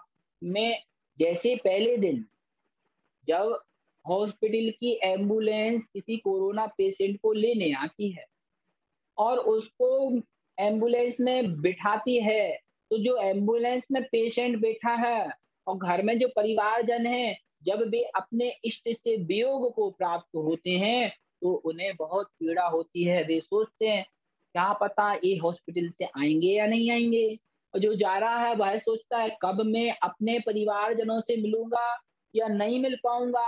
इस प्रकार से मन में जो पीड़ा हो रही है, दुख हो रही है, ऐसा ध्यान आर्त ध्यान कहलाता है, इष्ट वियोगज आर्त ध्यान। दूसरा अनिष्ट संयोगज आर्त ध्यान, अनिष्ट का संयोग हो जाना। जैसे कहीं हम गए और वहां पे हमें हमारा दुश्मन मिल गया, अब उसके साथ हमें 4 दिन 5 दिन रहना पड़े तो निरंतर टेंशन रहती कहीं यह मेरा अनिष्ट ना कर दे। निरंतर जो पीड़ा हो रही है, दुख हो रहा है, वह अनिष्ट संयोगज आर्त ध्यान जानना। तीसरा नंबर पीड़ा चिंतन। ध्यान रखना, संसार में जो दुख है, जो पीड़ा है, वह जीव को स्वयं भोगनी पड़ती है। उस पीड़ा को उसका पड़ोसी, उसका रिश्तेदार थोड़ा सा भी बांट नहीं सकता। उस पीड़ा को उस जीव को अवश्य भोगना पड़ेगा। इसलिए ध्यान रखना, पीड़ा का चिंतन नहीं करना। आचार्य जी और बहुत से साधु वर्तमान में ऐसे भी हैं जिनके जीवन के दृष्टांत को लेना, इतना भी शरीर में पीड़ा हो, कष्ट हो, उसको ज्ञाता दृष्टा बन के भोगना, यही सम्यक दृष्टि का लक्षण है। और जो निरंतर चिंतन करता रहता, अब मेरा क्या होगा, अब मेरे परिवार का क्या होगा, मुझे बहुत कष्ट हो रहा है, सांस लेने में दिक्कत हो रही है, तरह तरह की पीड़ा हो रही है, इस प्रकार का चिंतन करने से आपकी पीड़ा नष्ट होने वाली नहीं है। यह आर्त ध्यान कहलाता है। चौथा नंबर निदान बंद। अगले निदान को भी आर्त ध्यान में रखा है। क्या सोच रहे हैं, भगवान मैं आपकी पूजा इसलिए कर रहा हूँ, हे भगवान अगले जन्म में मुझे बहुत धनवान आदमी बनाना, मैं बहुत संपन्न बनूं। इस प्रकार से निदान बंद करना भी आर्त ध्यान में है। इस प्रकार का चिंतन करना आर्त ध्यान जानना। अब रौद्र ध्यान क्या कहलाता है, ये देखते हैं। रुद्रता अर्थात क्रोध में होने वाला ध्यान रौद्र ध्यान कहलाता है। और इसके भी 4 भेद हैं। पहला हिंसानंदी, हिंसा करने में आनंद मनाना। कोई हिंसा कर रहा है, जैसे कोई किसी पशु की बलि चढ़ा रहा है और उसमें बड़ा आनंद मना रहा है, कई लोग मिल रहे हैं, गाजे बाजे बजा रहे हैं और उस पशु को, उस गाय को, उस बछड़े को अथवा उस बकरे को सजाकर, माला पहनाकर उसका वध कर रहे हैं, उसकी हिंसा कर रहे हैं और आनंद मना रहे हैं। ध्यान रखना, ऐसे अज्ञानी जीवों पर आचार्य भगवान कुंद कुंद कहते हैं, ऐसे जीव हिंसा आनंदी रौद्र ध्यान में लिप्त हैं। दूसरा मृषा, मृषा माने झूठ बोलना। जैसे 1 अप्रैल आता है तो सब लोग क्या करते हैं, दूसरों से झूठ बोलते हैं और क्या बोलते हैं, 1 अप्रैल मनाया, हमको गुस्सा आया, ऐसी कुछ गाना बोलते हैं। तो मृषानंदी यानी झूठ बोल रहे हैं और आनंद मना रहे हैं। ध्यान रखना, ये भी आर्त रौद्र ध्यान का भेद है, इसलिए झूठ बोलने में आनंद कभी न मनाना। तीसरा नंबर चौर्य आनंदी, चोरी करने में आनंद मनाना, यह भी रौद्र ध्यान का ही एक भेद है। और चौथे नंबर पे कहा परिग्रह को जोड़ने में आनंद मनाना, यह चौथे नंबर का बड़ा खतरनाक है। ध्यान रखना, जैन धर्म के दो सिद्धांत हैं मुख्य रूप से। पहला अपरिग्रह, पहला अहिंसा, दूसरा अपरिग्रह। अहिंसा को तो हमने जाना, लेकिन अपरिग्रह को हम भूल गए। तो कहा परिग्रह यानी बहुत अधिक धन संपत्ति जोड़ने में हम आनंद अगर मना रहे हैं तो हम रौद्र ध्यान को ध्या रहे हैं। इस प्रकार से संसार में आचार्य भगवान कुंद कुंद महाराज इस गाथा में कह रहे हैं कि वर्तमान में जितने भी इस काल में जीव दिखाई दे रहे हैं वह आर्त ध्यान और रौद्र ध्यान वाले जीव दिखाई दे रहे हैं। इसलिए इसमें आश्चर्य नहीं करना कि सब हुंडा अवसर्पणी काल की दीन है। आइए एक गाथा और अपन करते हैं, आज अगली कक्षा नहीं होगी किसी कारण से, इसलिए गाथा अपन को करने का सौभाग्य मिल रहा है। आइए देखते हैं। अब कह रहे हैं सम्यक दृष्टि जीवों की दुर्लभता। ध्यान रखना, इस पंचम हुंडा अवसर्पणी काल में सम्यक दृष्टि बिरले ही होंगे, चाहे वह साधु हो चाहे वह श्रावक हो। इसी बात को आचार्य भगवान कुंद कुंद महाराज कह रहे हैं। आइए देखते हैं। अज अज बातक पढ़ना है। अजब अजब सप्तीणी सप्तीणी अजब सप्तीणी भरहे भरहे पंचम पंचम याले याले मिच्छ मिच्छ उब्बया उब्बया सुलहा सुलहा। पूरी पंक्ति फिर से देखें। अजब सप्तीणी भरहे पंचम याले मिच्छ उब्बया सुलहा। दूसरी पंक्ति सम्मत सम्मत पुब्ब पुब्ब सम्मत पुब्ब सायार नयारा सायार सायार नयारा नयारा दुल्लहा दुल्लहा होंती होंती। आइए पूरी गाथा एक साथ फिर से पढ़ेंगे। अजब सप्तीणी भरहे पंचम याले मिच्छ पुब्बया सुलहा सम्मत पुब्ब सायार नयारा दुल्लहा होंती। जैसे देखें। अजब सप्तीणी भरहे पंचम याले मिच्छ पुब्बया सुलहा सम्मत पुब्ब सायार नयारा दुल्लहा होंती। आइए एक एक पद से अर्थ देखते हैं। अज अज यानी आज, आज कहाँ? अपसप्तमी अपसप्तमी यानी अवसर्पणी काल में। कौन सा अवसर्पणी चल रहा है? हुंडावसर्पणी। अज अज यानी आज, अपसप्तमी अर्थात अवसर्पणी काल में। कौन से अवसर्पणी में? हुंडा अवसर्पणी काल में। कहाँ पर? भरहे, इस भरत क्षेत्र में। भरत क्षेत्र में भी हुंडा अवसर्पणी का कौन सा काल चल रहा है? पंचम याले, पंचम यानी पांचवें, याले यानी काल में। मिच्छ मिच्छ यानी मिथ्या दृष्टि जीव, मिच्छ पुब्बया अर्थात मिथ्या दृष्टि जीव। सुलहा यानी सुलभ हैं। ध्यान रखना, आचार्य भगवान कह रहे हैं अजबी अजब सप्तमी, अजब सप्तमी आज अवसर्पणी हुंडा अवसर्पणी काल में। भरही यानी इस भरत क्षेत्र में। पंचम याले यानी इस पंचम काल में। मिच्छ पुब्बया जो मिथ्या दृष्टि जीव हैं, सुलहा वे बहुत सुलभ हैं, जहां देखोगे वहीं वहीं वो दिखाई देंगे। और क्या कहा दूसरी पंक्ति में? सम्मत पुब्ब, सम्मत पुब्ब अर्थात सम्यक दृष्टि, सायार नयारा। देखिए कितनी बड़ी बात कही है आचार्य भगवान कुन कुन स्वामी ने। सम्मत पुब्ब, सम्यक पूर्वक जो, सायार नयारा, सायार यानी सागर माने श्रावक, नयारा यानी अनगार, अनगार माने साधु, दुल्लहा होंती, दुर्लभ होंती यानी होती हैं। फिर से देखें, अजब सप्तनी भरही, अजब अर्थात आज, अवसर्पणी हुंडा अवसर्पणी काल में, भरही यानी इस भरत क्षेत्र में, पंचम यानी इस पंचम काल में, मिच्छ पुब्या यानी मिथ्या दृष्टि जीव सुलहा, सुलभ है। जहां देखो वहां ही संसार में मिथ्या दृष्टियों की बहुलता दिखाई देती है।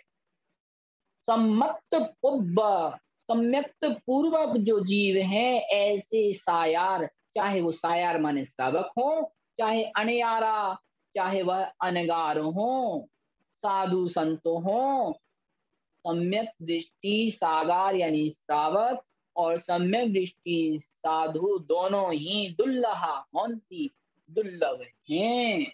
वर्तमान में ऐसे सम्यक युक्त श्रावक और साधु दुल्लहा होंती, दुर्लभ होते हैं। अर्थात होते तो हैं लेकिन कुछ ही मात्रा में ही होते हैं। इस प्रकार हमें ये जानना चाहिए। फिर से देख लें, अजब सप्तनी, अजय यानी आज अवसर्पणी हुड्डा अवसर्पणी काल में, भरई यानी इस भरत क्षेत्र में, पंचम यानी इस पंचम काल में, पुब्बा माने पूर्वक, नरेंद्र कुमार जी, पुब्बा माने पूर्वक, मिथ्या पुब्बया यानी मिथ्या पूर्वक जो जीव हैं या मिथ्या से मिथ्यात्व के सहित जो जीव हैं वे सुलहा यानी सुलभ हैं। जहां देखो वहां हैं, उनको प्राप्त करने की कठिनाई नहीं है। लेकिन सम्मत पुब्बा जो सम्यक्त पूर्वक जीव है या सम्यक्त सहित जीव है, सम्यक दृष्टि जीव है, ऐसे सागार और अनगार, सायार और अनायार दोनों के दोनों दुल्लहा होंती,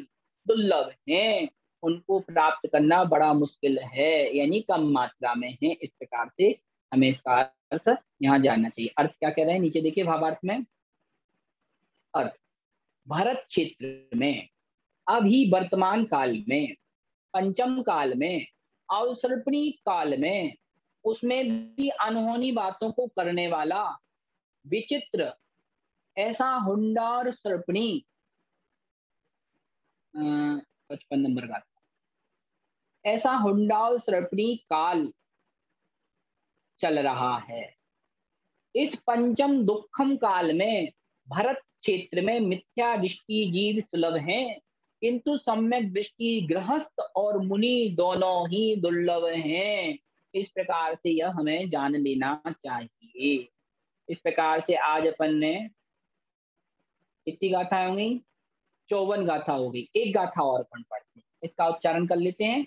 बाकी काल रहा तो आगे भी अपन कल इसका स्वाध्याय जारी रखेंगे, जैसी भी सबकी सुविधा रहेगी। इसका उच्चारण करेंगे आज, गाथा कल देखेंगे। इसका 55 नंबर गाथा। निर्मल शुद्ध सम्यक, इसके विषय में यहाँ बता रहे हैं, आइए देखते हैं। कतक, कतक हल, हल भरिय, भरिय, कतक फल भरिय, निम्मल, निम्मल, जलम, जलम, पब गए, पब गए, कालिमा, कालिमा, सुबन्नम, सुबन्नम, च, च, कतक फल भरिय निम्मल, कतक फल भरिय निम्मल, जलम बव गए कालिमा सुवर्णम च। मल, मल रहिय, रहिय, मल रहिय, सम्म, सम्म, जुत्तो, मल रहिय सम्म जुत्तो, भब्ब, भब्ब बरो बरो लहई लहई लहू लहू सौखम सौखम। पूरी पंक्ति फिर से देखें। मल रही सम्मजुत्तो भव बरो लहई लहू सौखम। पूरी गाथा। कतक फल भरी निम्मल जलम भव गए कालिमा सुवर्णम च मल रही सम्मजुत्तो भव्वरो लहई लहू सौखम। आज इतना ही। इस गाथा को अपन अगली कक्षाओं में, जब भी कक्षा होगी उस कक्षा में अपन देखेंगे।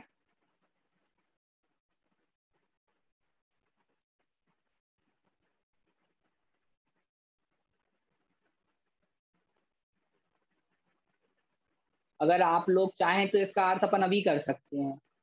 करें क्या? हाँ, आज अगली कक्षा नहीं होगी। देख लेते हैं, इस गाथा का अर्थ भी अपन अभी देख ले रहे हैं ना। आइए। कतक फल। जी ठीक है, आप लोगों की स्वीकृति आ रही है। आइए इस गाथा का अर्थ अपन देखते हैं। कतक फल भरीय निम्मलम जलम। अन्वयार्थ से देखें। हाँ, 56 नंबर गाथा फिर से देख लेंगे अभी एक बार। ठीक है। कतक फल, कतक अर्थात निर्मली। कतक फल माने निर्मली। भरी यानी भरित यानी युक्त। निर्मल जलम, निर्मल जल। चा यानी और। बब गए कालिमा, बब गए कालिमा अर्थात किट कालिमा, गंदगी से सहित या गंदगी से किट कालिमा से रहित। सुवर्णम, स्वर्ण के समान। मल रही सम्मजुत्तो, मल कितने प्रकार के अपन ने पिछली गाथाओं में पढ़ा था सम्यक दर्शन के। 25 मल दोषों से रही यानी रहित। सम्मजुत्तो, सम्यक से युक्त।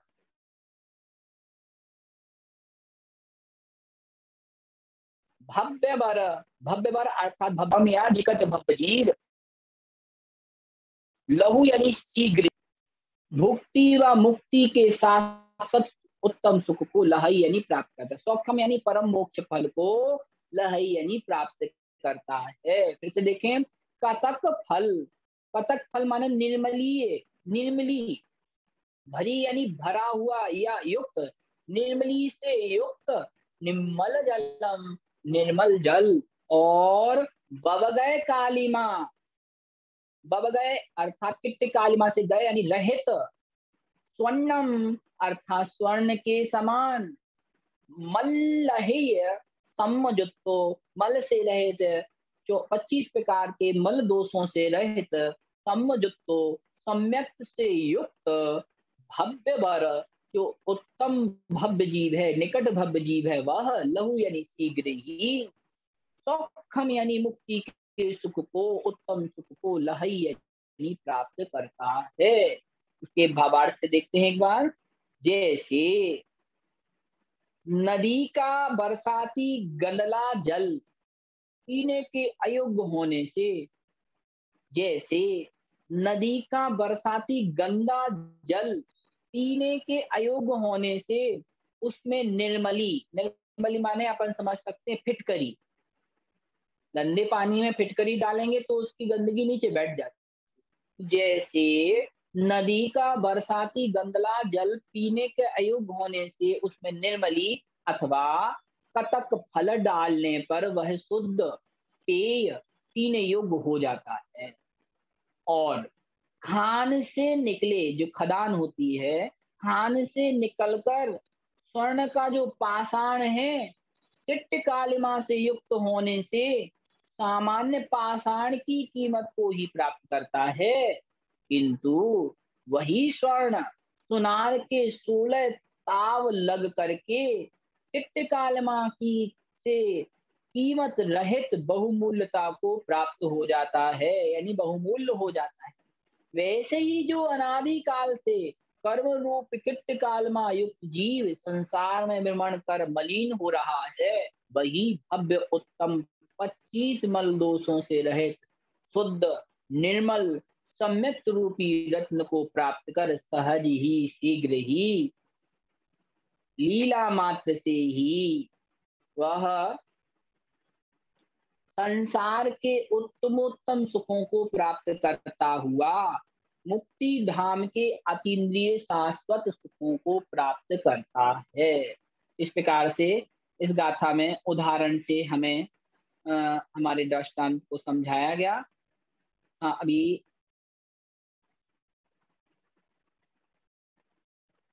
56 नंबर गाथा सुदेश जी ने पूछा है। 56 नंबर गाथा को एक बार रिवीजन कर दें। जैसे देख रहे हैं 56 नंबर गाथा, अजब सपनी भरहे, अजब यानी आज अवसर उन्ना अवसरपनी काल में, भरे यानी इस भरत क्षेत्र में, नहीं 56 नहीं 55 नंबर का बोला है ना, 54 नंबर का।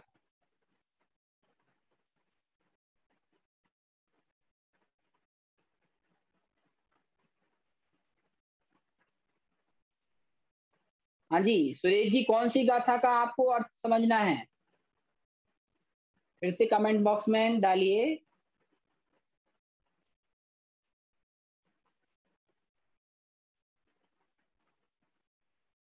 चलिए आइए आज इतना ही रखते हैं। संभवतः 2 गाथाएं एक ही नंबर की निकली हैं शायद, 55 नंबर 2 है शायद, इसमें अभी नंबरिंग में कुछ गड़बड़ आ रही है। रजनी जैन जी पूछ रही हैं गाथा नंबर 51। हाँ गाथा नंबर 51 का एक बार फिर से देख ले रहे हैं। गाथा नंबर 51,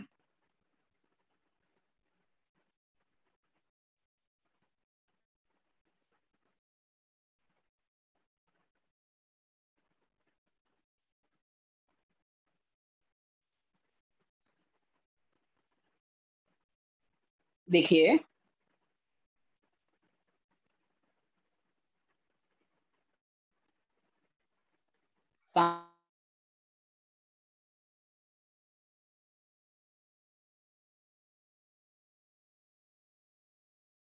साम्य भाव का घातक क्या कह रहे हैं? मिथ्या भूलो, अर्थ से देखना, जीव मिथ्या दृष्टि जीव, जहां भुल्लो, भुल्लो अर्थात भुलक्कड़ जीव के, जहां यानी समान, मय यानी मद यानी अहंकार, मोहासव अर्थात मोह रूपी मदिरा में मत्तो यानी मस्त होकर के, बोल यानी यदवा तदवा बोलता है। जो मिथ्या दृष्टि जीव है वह मोह रूपी मदिरा के प्रभाव के कारण, अहंकार के कारण भुल्लो जहा भुलक्कड़ जीव के समान, यदवा तदवा बोल रही, जो कुछ भी जो उसके मन में आता उसे बोलता है। तेण इसलिए वह जीव, वह मिथ्या दृष्टि जीव, न यानी नहीं, जान यानी जानता है, अप्पा अप्पाड़म, अप्पा यानी अपनी आत्मा को, और अप्पाड़म यानी अपनी आत्मा के समभावाणम, साम्य भाव को वह जीव नहीं जानता है। इस प्रकार से कथा नंबर 51। बाकी रिकॉर्डिंग आपको ग्रुप में डाल दी जाएगी, जिनकी जो गाथा रह गई है वो उस रिकॉर्डिंग से अपना रिवीजन कर सकते हैं। ठीक है। हाँ, किसी का आज की कक्षा से संबंध में कोई प्रश्न है तो वो पूछ सकता है। हैंड रेज करें।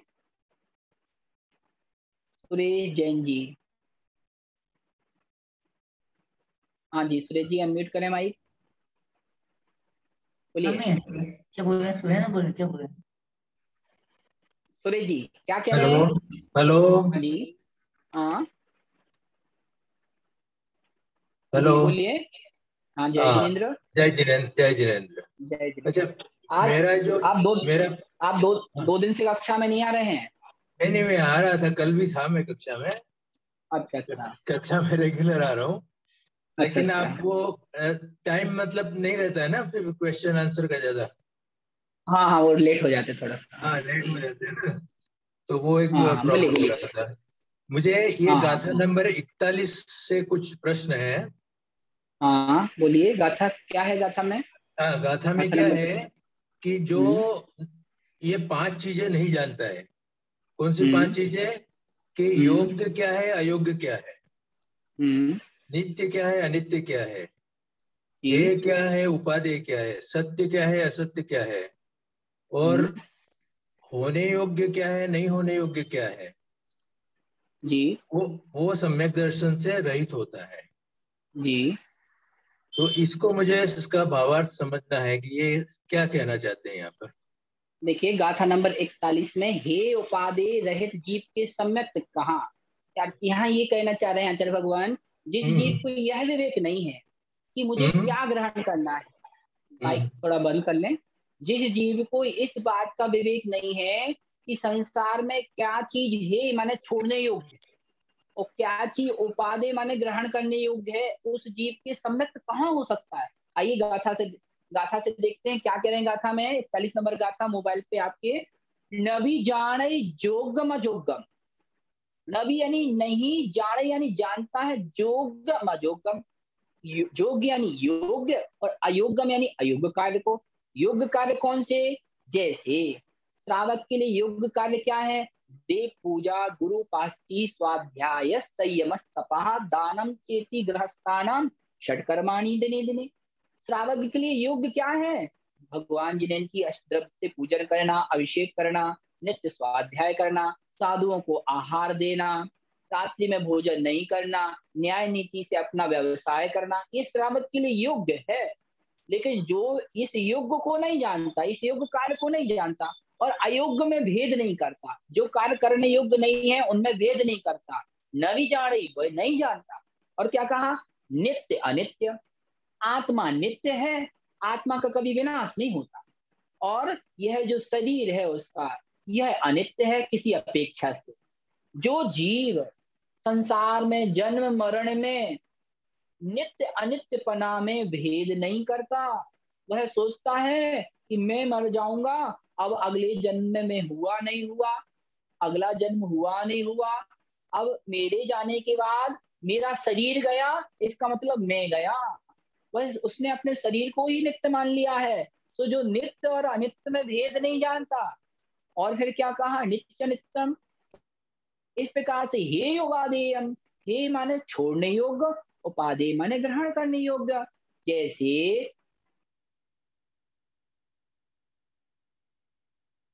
जीव के लिए, श्रावक के लिए, हे पाप, हिंसा, झूठ, चोरी, कुशील, परिग्रह, ये 5 पाप हमारे लिए हे माने छोड़ने योग्य है।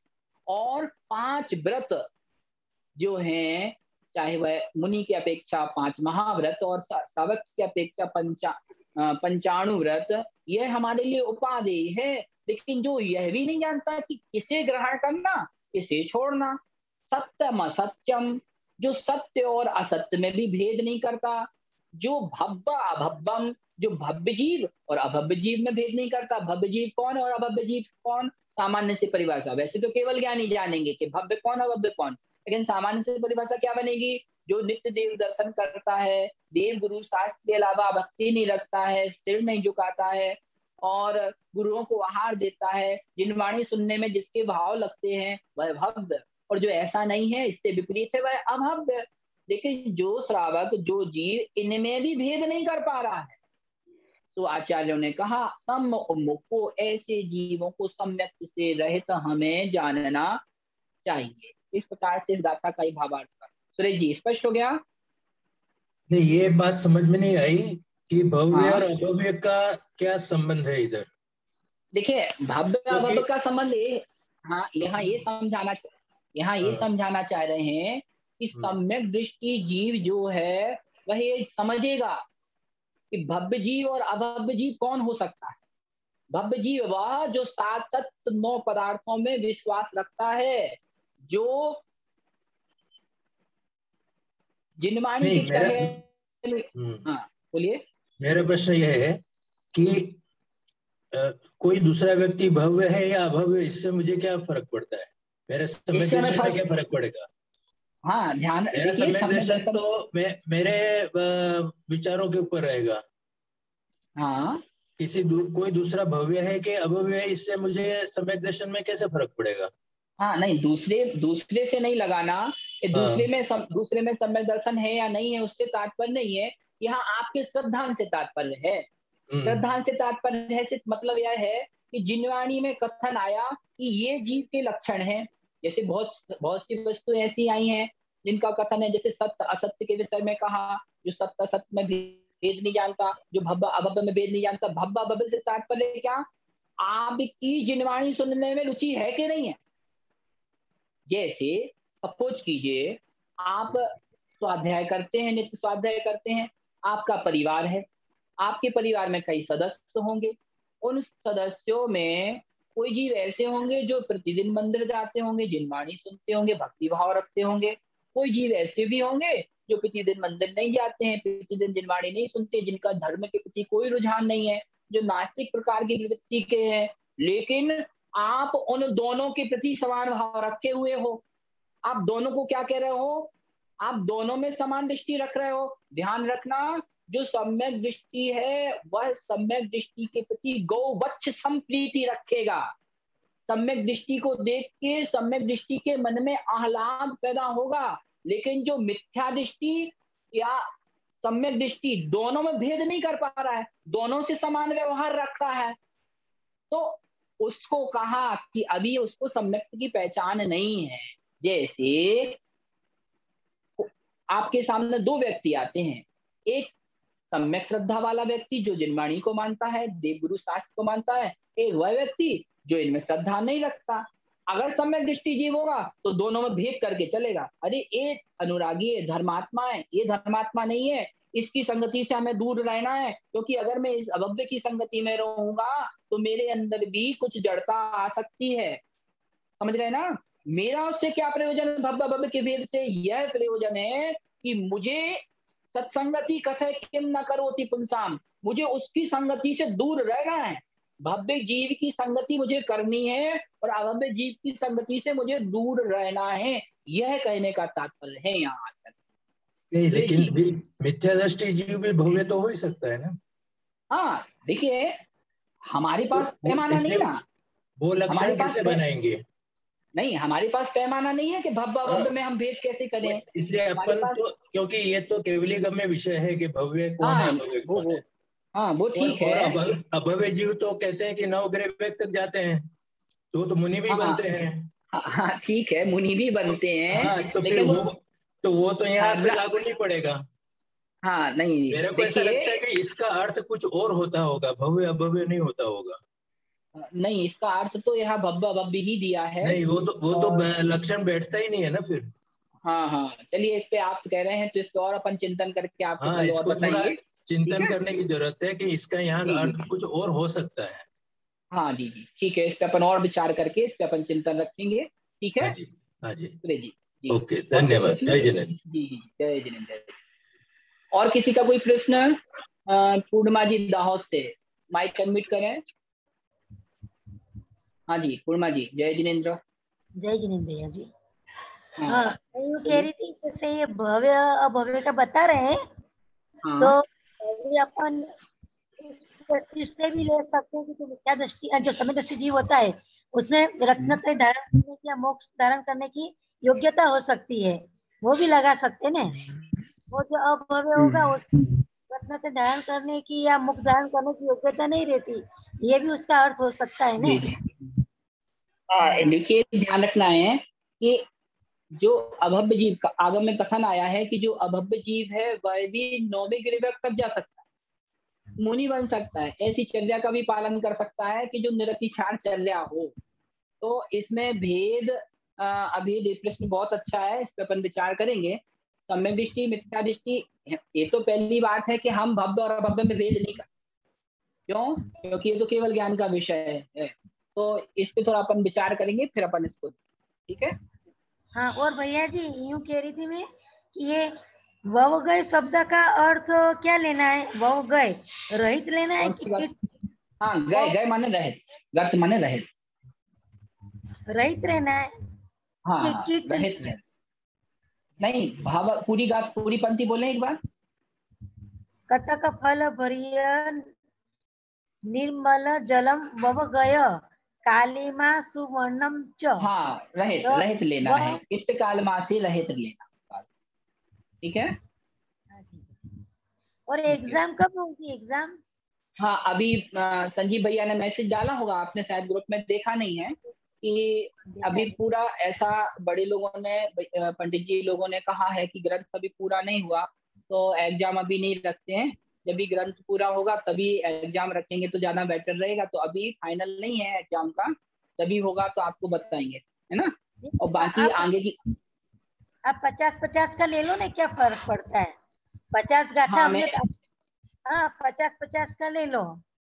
हाँ हम ऐसा विचार रखेंगे भैया से, फिर जैसा वो कहेंगे वैसा आपको सूचित कर देंगे। ठीक है। हाँ, और दूसरा मैं यूँ कहना चाहती थी कि आप ये ग्रंथ जल्दी पूरा करना ये वाला, क्योंकि हमको फिर 12 वर्षीय की भी तैयारी करना है अभी, क्योंकि अभी 3 की 4 क्लास करते हैं तो दूसरा सीधी ऊपर और सब वो तो कुछ खोल ही नहीं रहे अभी। नहीं नहीं वो ठीक है। नहीं क्या रहता है, सबकी क्षमताएं अलग अलग रहती हैं।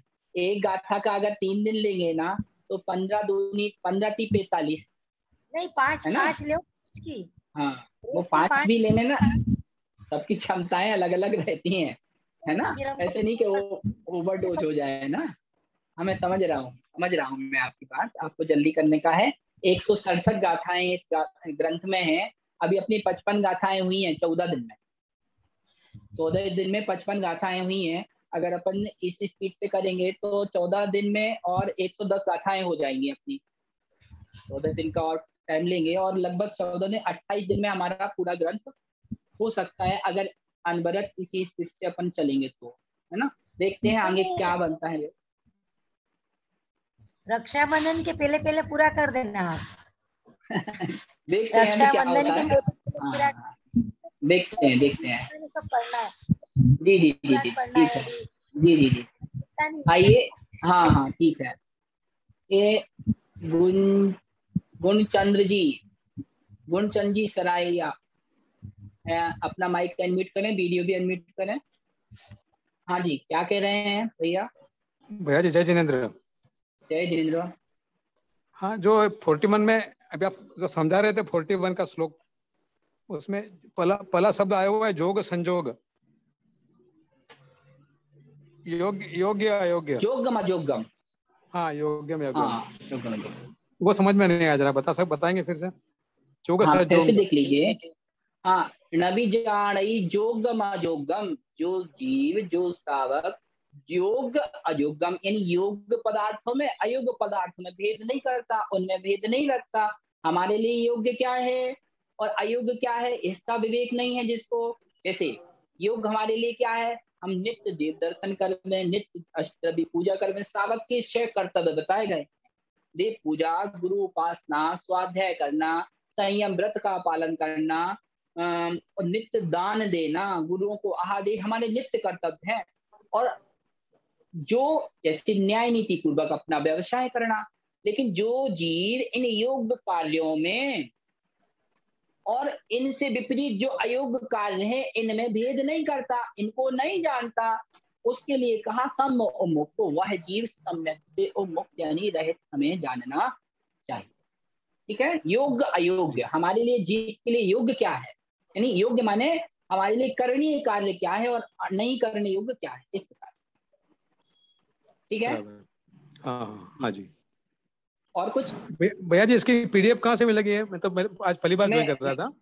ओहो पहली बार करें। आप ग्रुप में आ जाइए, मैं ग्रुप में डाल ही दे रहा हूँ। आप अपना नंबर जो है वहां भेज दीजिए तो ग्रुप में आप ऐड हो जाएंगे। ठीक है जी। ठीक है। संजीव भैया को आप अपना नंबर दे दीजिए। हाँ तो आप ग्रुप में ऐड हो जाएंगे और उसमें आपको वीडियो दे दीजिए। लेकिन ये इनके आपके टाइमिंग और ये न्याय दीपिका के टाइमिंग में क्लैश नहीं हो रहा? टाइमिंग न्याय दीपिका का टाइम भी तो यही है। न्याय दीपिका नहीं, न्याय दीपिका का टाइम आज न्याय दीपिका की क्लास किसी कारण से नहीं लगी है।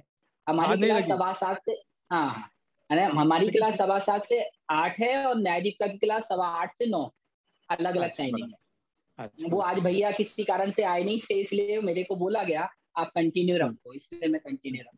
ठीक है। तो ये आपके एक ग्रुप में पीडीएफ आपने दी हो? पहले आपने दी होगी ना लिंक? दिया हूँ कल ही दिया था एक पीडीएफ, पहले भी दिया। रैंड सर करके ग्रुप अलग से? हाँ रैंड सर का अलग ग्रुप है, न्याय दीपिका का अलग है, रैंड सर का।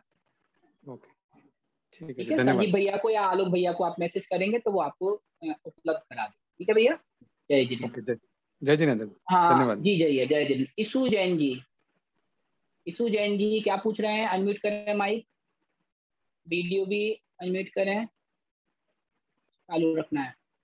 हाँ जी बोलिए। भैया जी ग्रुप पर ऐड कर दो। अच्छा, आज पहली बार आए हो क्या? हेलो। हाँ हाँ हाँ, तो आप मैं मेरे जो ग्रुप है उसकी लिंक को आप ज्वाइन कर लेना, तो आप ग्रुप में ऐड हो जाएंगे, अथवा मेरे नंबर पे अपना मैसेज देना तो मैं आपको ऐड कर दूंगा। ठीक है, ठीक है, ओके। आखिरी प्रश्न संजय जैन जी, एक प्रश्न और है। संजय जैन जी क्या कह रहे हैं? जय जिनेन्द्र भैया जी। जय जिनेन्द्र। ओहो। अच्छा, मैं ये पूछ रहा था कि अपने जैसे भव्य अभव्य की जो पहचान है ना, तो ये अपन इस प्रकार भी हो सकती है, जैसे अपन कोई जीव सम्यक दर्शन, सम्यक ज्ञान और सम्यक चारित्र को धारण करने की योग्यता रखता हो तो वह जीव भव्य हो जाता है। और जैसे अपन अन्य जाति के जीवों को देखें तो उनमें ये भव्यता नहीं मिल पाएगी, क्योंकि वहां पर देवता गुरु का उनको सहयोग नहीं, उसको सुनिए, गूढ़ विषय है। वहाँ मिथ्या दृष्टि ऐसा नहीं है कि अन्य धर्म का कोई जीव है तो वो भव्य नहीं हो सकता, नहीं, वो भी भव्य हो सकता। हाँ, ये जरूर है कि वो मिथ्यात्वय है, यहाँ सम्यक मिथ्यात्व उसको लगाना। संयोग नहीं मिलेगा। हाँ हाँ, भव्य से तात्पर्य है जो कभी मोक्ष, जो अभव्य से तात्पर्य जो कभी मोक्ष नहीं जाएगा, चाहे उसको कितना अच्छा संयोग मिल अच्छा। जाए, भले वो नित्य देव दर्शन कर रहा हो, लेकिन वो ऐसा ठर्रा मूंग है, जैसे ठर्रा मूंग को आप कितना ही उबालोगे, कुकर में रखोगे, हाँ पानी वो में डालोगे, वो उगेगा तो, उगेगा नहीं। हाँ वही वही वही। तो सही अभव्य को बात कितना भी है। निमित्त मिल जाए तो वो कभी मोक्ष नहीं जाएगा। तो मिथ्या दृष्टि सम्यक दृष्टि का अलग भेद रखना, भव्य भव्य अलग रखना, इस प्रकार से, है ना? अच्छा अच्छा अच्छा, जी जी, सही वो बात नहीं है। आएगा। अच्छा भैया जी, एक प्रश्न ये था, अपना हम्म। जनरली है वो, तो कि जैसे अपने शास्त्र का समूह तो बहुत 170 करीब ग्रंथ है, सभी नहीं आचार्यों और भी के वे है। हाँ मिलाकर, हाँ। हाँ उससे भी अधिक हैं। तो अपन ऐसे किन ग्रंथों का स्वाध्याय करें ताकि अपन वो उनका मतलब लाभ ले सकें और अपने लिए उपयोगी भी देखिए, रहें? व्यवस्था बनाई गई है। प्रथमम पर्णम चरणम द्रव्यम नमः। सबसे पहले हमें प्रथमानुयोग के ग्रंथ हाँ पढ़ने चाहिए, ठीक है। फिर प्रथमानुयोग के बाद प्रथमम चरणम, फिर हमें चरणानुयोग के, क्योंकि आचरण भी हमें पहले नंबर सीखना है, तो पहले प्रथमानुयोग के ग्रंथ पढ़े, फिर चरणानुयोग के पढ़े, फिर कर्णानुयोग, फिर अंत में जाके द्रव्यानुयोग के ग्रंथ हमें पढ़ने चाहिए। ये व्यवस्था रहनी चाहिए। तो अब क्या करें, तो हमें कुछ कुछ मोटे मोटे जो प्रसिद्ध ग्रंथ हैं उनसे शुरुआत करनी चाहिए, फिर आगे आगे बढ़ते जाएंगे, है ना? अच्छा। और भैया जी एक बात और है, एक ग्रंथ में पढ़ा था कि जीव जुदा पुद्गल जुदा, उद्गल जोड़ा। हाँ यही ठीक धर्म है, का ठीक। सार, जिनवाणी ये सब कहे यहाँ को विस्तार। जी तो बिल्कुल ठीक कह मतलब रहे हैं। इन दो ही चीज का विस्तार हो रहा है, तो फिर जी जी किसी जी, भी एक ग्रंथ के स्वाध्याय से भी कल्याण हो सकता है। बहुत बढ़िया कही है। सुन रहे हो? हाँ हाँ, मैं कह रहा हूँ जीव जुदा पुद्गल जगह, ऐसे ये तो बिल्कुल सही हाँ है, लेकिन कुछ हाँ। जीव ऐसे होते हैं जिनको बार बार समझाना पड़ता है। समझ रहे हो? किसी अच्छा को एक बार समझाने में आता, जैसे पत्थर पे बार बार रस्सी एक को चलाएंगे तभी उस पे निशान पड़ता है। तो कुछ लोगों की बुद्धि इतनी क्लिष्ट हो गई है कि उन्हें बार बार शास्त्र पढ़ना पड़ते, तो धीरे धीरे करके कुछ संस्कार उनके दिमाग में सेट होते जाएंगे। इसलिए बात तो वही है जीव अजीब के विषय में, लेकिन बार बार पढ़ेंगे तभी वो सेट होगी, है ना? आइए, ठीक है, निर्माणी स्तुति ठीक है करते जी। हैं। सभी को जय जिनेन्द्र। आज हमारा शिविर का अंतिम दिन है और आज संभवतः ये शिविर आपका समाप्ति की ओर है। और आइए जिनमानी स्तुति करते हैं। 55 गाथाएं आपकी हो चुकी हैं। रिवीजन सबको करना है, पीडीएफ सबके पास है। वीडियो रिकॉर्डिंग भी आपकी मोबाइल स्क्रीन पर आज फिर से भेज दी जाएगी पूरी कक्षाओं की, तो जिनका छूट गया है वो उससे रिवीजन कर लें। बाकी आगे कक्षाएं कब होंगी, कैसे होंगी, ये आपको आलोक भैया, संजीव भैया सूचित कर देंगे ग्रुप पर। जिनमानी बोधि समाधि परिणाम सिद्धि स्वात्मोपलब्धि शिव सौख्य सिद्धि चिंतामणि चिंतित वस्तुदानी वंदमान शिवमास्तु देवी। नौवाडम का